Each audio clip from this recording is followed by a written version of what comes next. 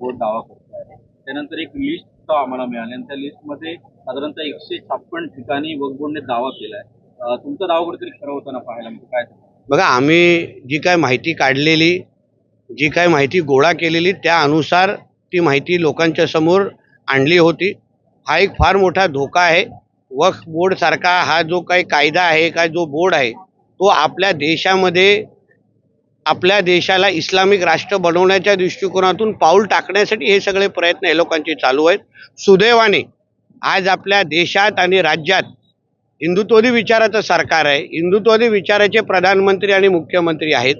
तुम्ही विचार करा, अगर महाविकास आघाडीचं सरकार असतं तर आतापर्यंत आपल्या सिंधुदुर्गाचे 50-60% जमिनी किंवा 156 जे आपण ते त्या वक्फ बोर्डला देऊन पण टाकले असते. आज जिल्ह्याचे तिन्ही लोकप्रतिनिधी, जिल्ह्याचे खासदार हे सगळेचे सगळे महायुतीचे आहेत, हिंदुत्ववादी विचाराचे आहेत आणि म्हणूनच लोकांनी ह्याबद्दलच्या जनजागृती करावी. असलेली आपली जमीन जे काय त्या यादीमध्ये आलेली आहे, आता त्या यादीच्या पलीकडे काय हे लोकांनी मस्ती केली आहे काय तेही आम्ही तपासू, पण असलेली जमिनीची बद्दल माहिती घ्यावी. कोण कुठल्या कागदावर तुमची सही घेत आहेत ह्या गोष्टीवर लक्ष घालावं. संबंधित ग्रामपंचायती, संबंधित अधिकारी, ग्रामसभेमध्ये कुठले कुठले ठराव होत आहेत ह्याही बद्दलची माहिती घेतली पाहिजे. तरच ह्या सगळ्या बाबतीचा विचार करायला पाहिजे. कारण का हे मोठं जे षडयंत्र आहे त्या षडयंत्रामध्ये हिंदू समाजाला आपल्या या देशामध्ये कमी कसं करायचं, आकडा कसा कमी करायचा, यावर हे सगळ्या गोष्टी प्रयत्न असल्यामुळे आपण जनता म्हणून, नागरिक म्हणून सिंधुदुर्गच्या जनतेने सतर्क राहिलंच पाहिजे. मी जिल्ह्याच्या जनतेला विश्वास देतो.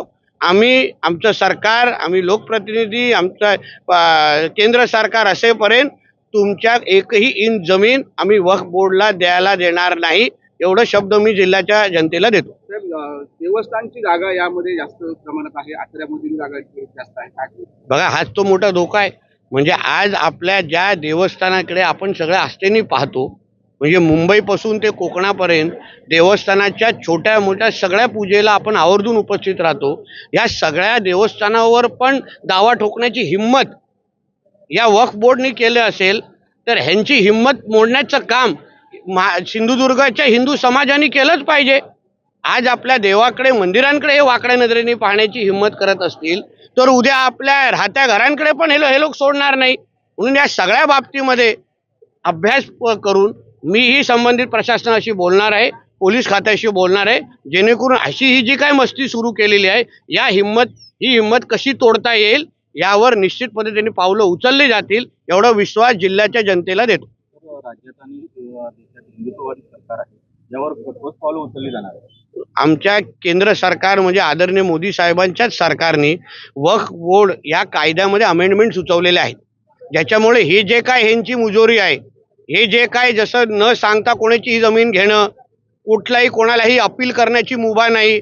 आता तुम्हाला आश्चर्य वाटेल, देशामध्ये रेल्वे आणि डिफेन्स नंतर वक्फकडे सर्वात जास्त जमिनी आहेत. त्यांनी सर्वात जास्त जमिनीवर ताबा केलेला आहे. आज आपल्या एक देवस्थानावर ताबा ठोकायला सुरू केलेला आहे. उद्या आपल्या अंगणेवाडीच्या मंदिराकडे करतील, उद्या कुणकेश्वरवर करतील, कुठे हे लोक नजर फिरवतील ना, रामेश्वरवर करतील, मंदिराकडे करतील, कुठेही नजर फिरवतील ना. म्हणून अशा पद्धतीच्या म्हणून मी सुरुवातीला बोललो, आपलं नशीब चांगलं आहे की आपल्याला हिंदुत्ववादी विचाराचं केंद्र आणि राज्य सरकार असल्यामुळे हे लोक आता जास्त हिंमत करू शकणार नाही. आम्ही जागृत आहोत, आम्ही सतर्क आहोत आणि आम्ही असा कुठलाही इस्लामिक आक्रमण आपल्या देशावर सहन करणार नाही. देश विदेशातील प्रत्येक घडामोडींचे लाईव्ह अपडेट मिळवण्यासाठी आता साम टीव्हीच्या सर्व सोशल मीडिया प्लॅटफॉर्मला लाईक, फॉलो आणि सबस्क्राईब करा. तसंच सर्व नोटिफिकेशनसाठी बेल आयकॉन प्रेस करायला विसरू नका.